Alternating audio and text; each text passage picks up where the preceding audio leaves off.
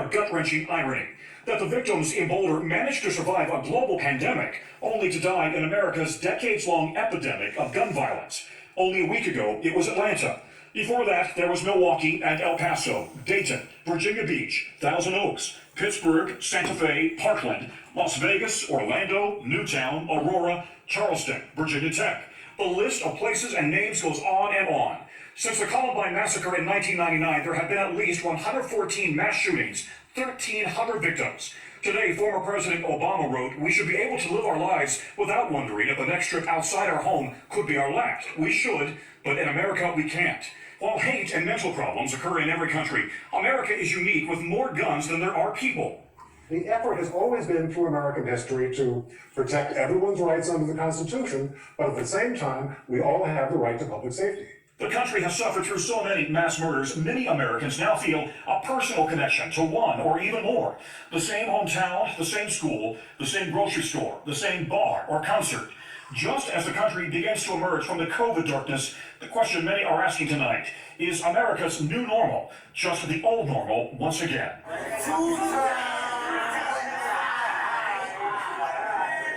Diana, as the news broke of these two more shootings in this country, President Biden here at the White House was laying out what he's described as the first steps to try and curb this violence, which he called an epidemic and an embarrassment to this country. And he is, of course, urging Congress to do more. The president, though, in the meantime, is using his executive authority to try and crack down on these so-called ghost guns. These are those at-home kits that can allow you to build a gun that has no serial number and cannot be traced. The president is also trying to limit the use of stabilizing braces, which can essentially turn a pistol into a short barrel rifle, like the one used in the recent rampage in Boulder that left 10 people dead. The president is also calling for the Justice Department to lay out a template that states can use to try and enact red flag laws so that those who've been deemed a threat cannot have access to firearms. But the reality is that all of these actions are limited and fall far short of the sweeping reforms that the president has promised. He has said that he wants to ban assault weapons and high-capacity magazines. He's called for stricter background checks. And of course, he did promise to send legislation to the Hill on day one. When I've pressed the White House about this, they insist the president isn't hesitating and that he is pressuring Congress to act. The political reality, though, of course, is that despite what seem like these never-ending mass shootings, there is very little appetite from Republicans and even some Democrats on Capitol Hill to act on these kinds of big changes that the president is asking for. You know, we smoke purple, baby, though. We got famous back too, bitch. Come get at me. I genuinely mean it. Thank you. Thank you for having the courage. The courage to be here. The courage to continue this fight. Senator Blumenthal understands it. A lot of the folks out here understand it. But it takes real courage, so thank you. To turn pain into purpose and demand that we take the action that gives meaning to the word enough.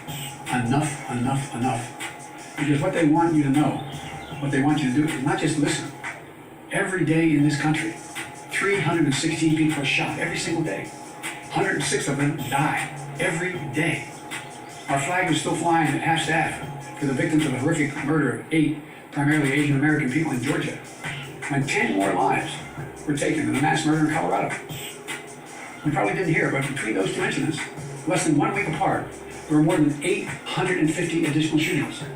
850 that took the lives of more than 250 people and left 500 injured. This is an epidemic, for God's sake, and it has to stop. So I'm here to talk about 2 things. First, the steps we're going to take immediately. And second, the action that needs to be taken going forward to curb the epidemic of gun violence. To curb the epidemic of gun violence. To curb the epidemic of gun violence. Opportunities for folks in other states to bring these lethal, deadly force into our communities. I've spoken, and I will continue to speak with the Biden administration about what the federal government must do now in this moment to close loopholes, to provide background checks, and to step up and do the things that the federal government is uniquely qualified to do. Similarly, I've spoken with the U.S. Attorney about the same issues. We have to do more. We are simply awash in illegal guns, flowing over our borders from neighboring cities and states. And we cannot fight this fight without federal partnership. Meaningful work that must be done now. And we have an opportunity to make that happen. And we must hold those who put the guns in the hands of our children or harm them with guns accountable for their actions. In far too many of our communities, many of our young people are witness to or fall victim to violence. and are left traumatized. I've sat in too many circles watching these young people who are beautiful and magnificent, but traumatized by the violence that they experience every day. Every day, as residents of our city, we've got to do things differently to change around their fortunes. We owe it to them to do better. This last weekend, we had a convening of the Mayor's Youth Commission. And there was a young man from Little Village who spoke beautifully, eloquently, and talked about the face of his whole life. His whole life. He's walked by murals in his neighborhood with a growing list of names of people who've been felled by gun violence. We can't have that be what our young people experience in our city. It will take all of us to turn this around. It took all of us to turn this around.